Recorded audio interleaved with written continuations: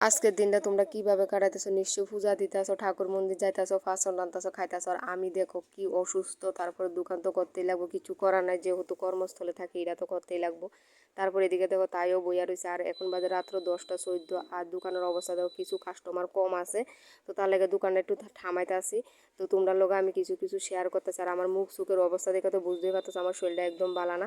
এখন বাজে রাত 10টা 45, আর মানুষের অবস্থা দেখো, মানে যা বুঝলাম এবার বাজারে থাইকে সেটা যে রাত্রেবেলা মানুষ বেশি হয় লাস্টের দিনকা।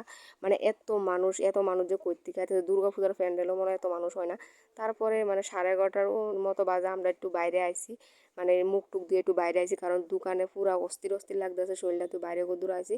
তো আমরা এবার মোটামুটি খালি হয়ে গেছে, আর আমরাও বাড়ির যাওয়ানোর ফালা আয়া পড়ছে, তখন আমরা বাড়ির যামুগা। তো যারা পূজা ফালি বালাফা বাড়ি ঘরে থাইকা পূজা ফালি দিতেছে, তারা লেগে যে এই দিনটা কতটুকু কষ্টের মানে বুঝাই থাকতাম না। আমার এই দিনটা জানি কবে শেষ হইব, আমার কিচ্ছু ভাল লাগে না। আমার খুব ইচ্ছা করে বাড়ির থেকে পূজা টুজা দিমু, সংসার সামলামু, এই জিনিসটা আমার খুব ইচ্ছা করে। কবে জানি সব কিছু ঠিক করবো আমার মহাদেব, আমি আদৌ জানি না।